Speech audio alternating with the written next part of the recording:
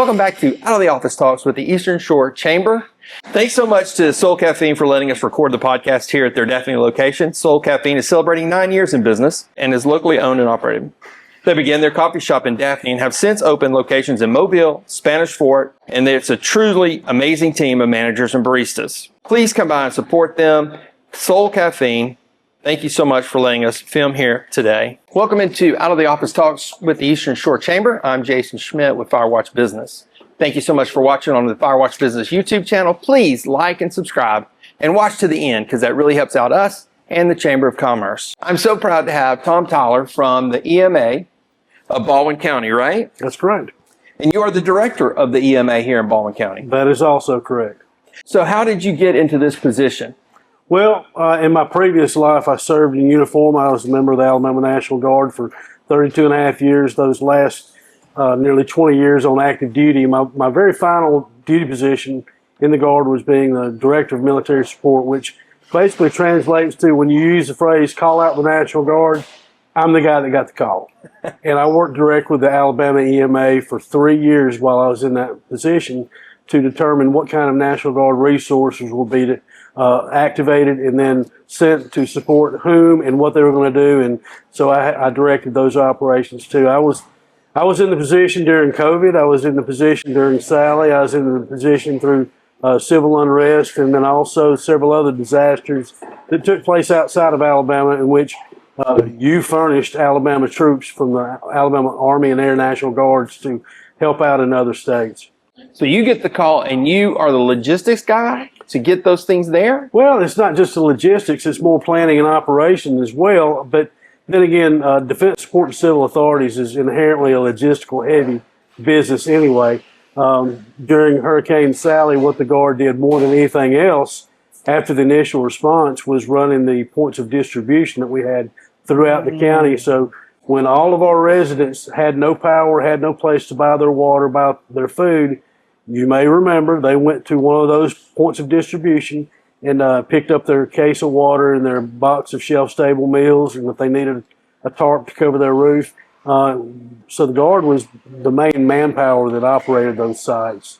That's very interesting, because that's a big responsibility because of what happens around the country, and it's just not locally Alabama. No, and it was a very big year. 2020 was one that I don't think any of us were expecting, but it did give me an awful lot of experience in a lot of different types of circumstances, not just natural disasters. We also had the civil unrest. We sent 300 soldiers to Kenosha, Wisconsin to help out with the unrest there.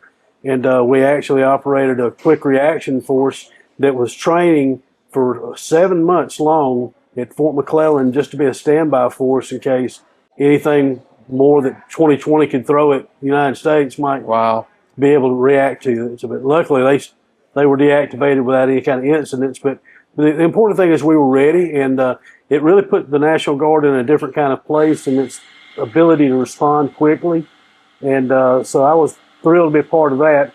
And because of that responsibility and because of that relationship I had with the Alabama EMA, when it came time for me to retire, there was an opportunity here as the deputy director, and I applied for it, was selected, and a year and a couple of months later, I became the director. So I've been officially since August the 15th of 2023, but unofficially I started doing the job in June of that year. So we're coming up on 2 years since I've been exercising the responsibility of the position. Well, now, and you talk about readiness, and you talk about how the National Guard had to be ready. We had people trained already. That's what the EMA is all about. It really is, and we do a lot of that by facilitating the readiness of our partners. We conduct, I wish we did more. We're working on doing more, a lot of training, both FEMA training and as more localized training, and then there's the exercises too.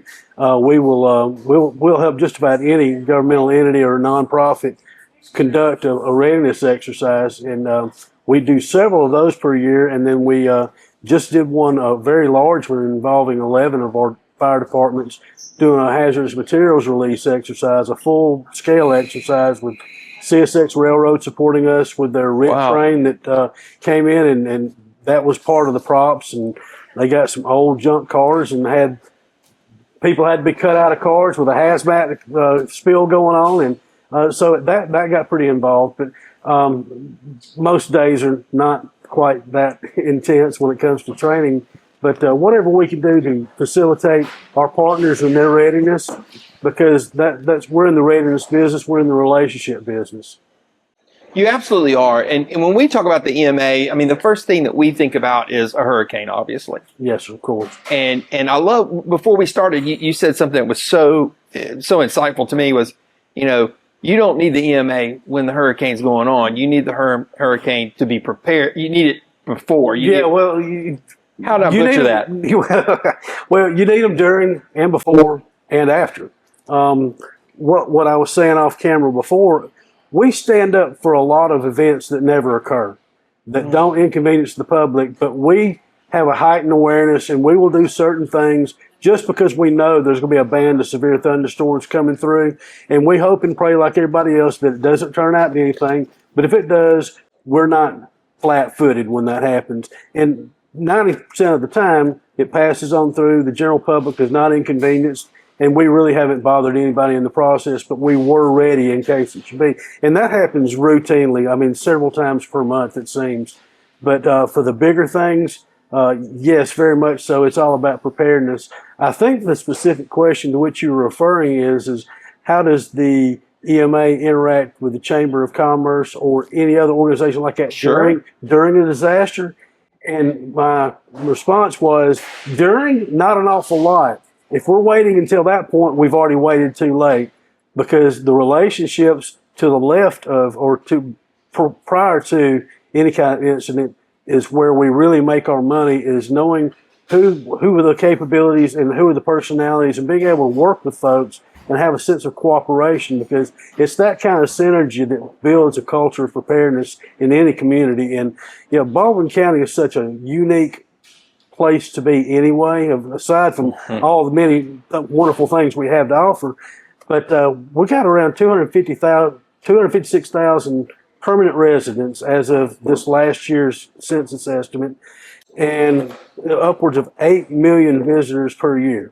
But we don't have a Huntsville or a Montgomery City or a Birmingham that dominates all of the things that go on in the county. We have 14 municipalities and a lot of space in between those municipalities. So we really have to cooperate in order to counter any kind of threat that is of a significant size and scope, because I'll never say anything bad about any of our municipalities and their capability to respond to disasters, but a really big one is almost always going to involve more than one of them. The hazardous materials response that we did for that exercise, like I said, that was 11 departments. That was just on an exercise day, but on a real event, something occurring, a chemical spill in the intercoastal waterway or a railroad accident up in the north end of the county, we are looking at several different organizations going to have to band together and make that work. And only by working on that, talking through those kind of incidents and exercising them as much as we can under most realistic conditions as we can get, is the only way to meet that preparation. So that is something we try to facilitate wherever we have an opportunity. And we realize that we also are in the business of bringing folks together as a coalition of the willing. I'm kind of going through my talking points here, but I like it. This is great. But see, we have a paid staff that works for the EMA to worry about these kind of things all day, all week, all year long. Most everybody else is in the business of educating our children or serving our constituents or creating value for shareholders. I mean, and when they step away from teaching our kids and returning value to shareholders to come and work with us to prepare for Alabama's worst day, that's a lot like paying insurance on your car for an uninsured motorist. You don't like stroking that check, but when some yo-yo hits you and they're not insured, I'm glad I paid that extra, $6.44 a month to have that extra coverage. And that's the way I see what we do. We're a lot like an insurance policy. And our goal is to make people want to work with us and see the value in working with us and working with each other and understanding how that makes our entire community better prepared, because the people of Baldwin County that visit here and that live here have expectations, and we want to meet those expectations. We want to exceed those expectations, but we have to be working out on the front side in order for any of that to be of any value. So tell me, we have a large county like you're saying, and it's spread out, and we have the Gulf Coast all the way to north Baldwin County, and a lot of the stuff we focus on is tourists that are coming to the beach. What kind of beach safety do y'all look at, and how much does it affect tourists? Well, Jason, rip currents are the number one killer of all weather-related phenomena on the northern Gulf Coast. I mean, literally, rip currents kill more people than tornadoes, earthquakes, hurricanes, lightning strikes, bee stings, what have you, combined. Wow. I mean, and the thing about it is and most folks that have grown up here, that have lived here a certain amount of time, they understand the challenges of swimming in the Gulf and understand some of the risks and ways to mitigate those risks. But unfortunately, our visitors from other parts of the country may not know that. They may live next to a very large body of water, but the Gulf does not act like Lake Michigan or Lake Huron or even the Ohio River. And so, and then there's the other part of, I don't want to speak disparaging of anybody, but people tend to lose their inhibitions and their sense of responsibility as soon as they cross that intercoastal waterway bridge. Hey, I'm here on vacation time now. All the troubles and all the responsibilities got left on that side of the canal, and I'm here, and I'm going to enjoy myself. And I don't really know what that red flag means, but ain't nobody telling me I can't get in the water because, I dropped $2,500 to rent this condo this week, and I'm going to enjoy the damn water. That's right. That's right. And so that's a challenge we have in trying to reach those folks before they get here.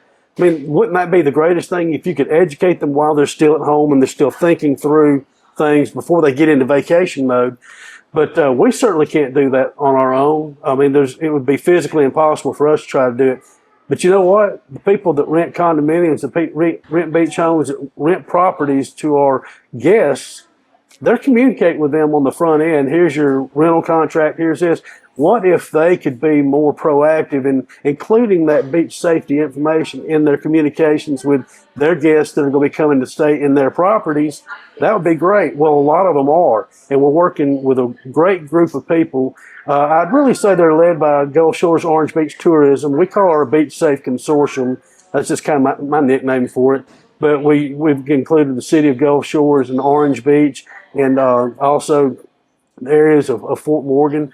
Aaliyah is part of it. You've seen maybe stories about the Aaliyah helicopter flying lifeguards up and down the beach. That's something that's come out of this. Baldwin County 911 is an integral part of that.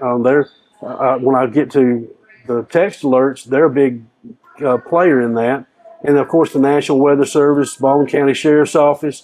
I'm afraid I may be leaving somebody out, but I think I've got just about everybody. And we try to meet several times a year just to discuss how or more inventive ways that we can inform people when they're not necessarily wanting to be informed about this kind of serious stuff because they're on vacation, but we want to reach them. Maybe it's placemats that their children can color on in the restaurant while they're waiting for their meal to be delivered that has this information and has ways that they can learn how to keep themselves safe while swimming in the Gulf. And one thing we encourage to everybody, resident and visitor alike, is to sign up for those local daily surf alerts that come every morning. It'll tell you what color the flag is and what the surf conditions are. And that's simply Gulf Shores and Orange Beach Beach Patrol goes out and checks the water. They coordinate with the National Weather Service for the forecast, and they interpret that into what they're seeing with their own eyes. And then they report that to Baldwin County 911, who sends out then the text alert to all some 70,000 subscribers that are currently signed up. And it's real easy to do, and you can quit doing it. You can quit when you leave, go back to home. Right. You can simply opt out. But the way to do it is text AL Beaches to 888-777. Again, that's AL Beaches to 888-777 to sign up for local surf alerts. And when our visitors go home, they can text stop to the same number and opt out and not pick it back up until they come visit the following year. I like it. I absolutely do like it. Because here, simply put, the worst thing can ever happen is for a family to come down here to enjoy our beaches and go home minus a family member. 100%. I mean, it seems to happen every year somewhere on the Gulf Coast, and it's absolutely heartbreaking. I want to say it's 100% preventable. it's pretty darn preventable. The thing is to know before you go. That's the consortium's slogan. Know before you go and arm yourself with information where you can swim safely and understand the risks and abide by the beach flags. Yellow means it's a moderate risk. Single red means it's a high risk, and a double red means the water is closed to the public. Right. And it's technically against the law to swim in the Gulf of Mexico anywhere in Alabama with a double red flag. Absolutely. Tom, is there anything that we didn't really cover that we needed to today? Well, you started out this interview talking about being the hurricane people. Yeah, And since then, we haven't talked about hurricanes. that's true. We haven't. Well, one of the challenges we have with that, Jason, is the fact that our population is growing by leaps and bounds. Yes. And we have every year thousands of people that move to Baldwin County that have no experience with tropical weather whatsoever. So we do what we can to try to inform them. We have a publication that we put out every year, and it's not just about hurricanes. It's about all kinds of hazards and threats that we have here. But the whole idea of the publication is to inform the reader and give them tips and tricks that they can learn how to better prepare themselves, because it's not if the next hurricane occurs, it's when. It's going to happen sometime. And what we want to do is, since we know it's coming one day, make it less bad when it happens so it affects fewer people and impacts less things to break, and then get back to normal as quickly as possible after that. That's what our public expects from us. And so that's what we want to strive to do through the publication, through speaking engagements, and through especially meeting with groups of new residents. Sometimes neighborhood associations will have these kind of informative events put together, and I'll ask for a show of hands, and 70% of the people were not here 4 years ago and really have no idea, and they have questions. So we want to try to direct them to where they can get those questions answered and be as informed as possible. So where is the best place to get answers? Is there a place online we can go to look at? Absolutely. BaldwinCountyAL.gov/EMA is an incredible place to start. You can also look at the Baldwin County EMA Facebook page, and we're also on other forms of social media. And then once again, you go to any courthouse in the county, and they have copies of the Alert Baldwin publication of which I just spoke. And I would highly encourage them to go by, get your free copy. And if you need 2 copies, pick up one for your neighbor. I encourage you to do that too, because the whole goal is to get those programs into the hands of the people that can help the most. Absolutely. And we just appreciate what you do and what the EMA does for Baldwin County, because it's a stressful job, and it happens all of a sudden. And then all of a sudden you are working, and all of a sudden there's nothing that comes from it. Like you said, you stand up, get everything going, and then all of a sudden, thank God, it passes without incident. That's exactly right. And here's another thing too. I put myself or our industry kind of in league with the weather forecasters, because it's always a question of, what do I want to say about this pending event? If I ignore it and something bad happens, I'm going to get trashed because I didn't prepare the public. If I tell them how bad it's going to be and it don't turn out as bad, then I'm crying wolf, and they're not going to listen to me the next time. So it's always a really fine line that weather forecasters and emergency managers walk when trying to inform the public of a pending weather event. And hurricanes, let's face it, they're the worst. They are. You like to think that our meteorological science can really accurately predict hurricanes. It has gotten so much better in just the past 20 years. Heck, the past 5 years have gotten better. Every year the National Hurricane Center puts on something new that kind of tightens up their forecast to make it a little more specific than it was just a few years ago. But they'll never be 100%. Right. We will always be surprised what tropical weather does. And so the only answer is to be as prepared as possible, to be as prepared as we're willing to prepare ourselves, because preparedness really starts at the individual level and the family level. And then, of course, your groups, and then you got communities, and then countywide, statewide. But the more the individual and family unit can do to prepare themselves in their home, that probably is going to free up resources somewhere that are needed from in some other location. So that's a lot of how we try to prepare our communities, and we really work on our messaging, because we want it to be received by the public, but we don't want them to tune us out, because we like to hear ourselves talk. Yeah, absolutely. Well, preparedness saves lives. Absolutely. And that's what the EMA is all about doing. Guys, thank y'all so much for enjoying this podcast with me. Tom, thank you so much for coming and hanging out with me. This is an important one, and I hope more and more people watch it. It will be out on the Firewatch Business YouTube page. Please like and subscribe, and just thank you so much for your time. And this has been Out of the Office Talks with Eastern Shore Chamber, and thank you to Soul Caffeine for hosting us today. And they have 3 locations: Mobile, Daphne, and Spanish Fort. Thank you, guys, and we'll see you later.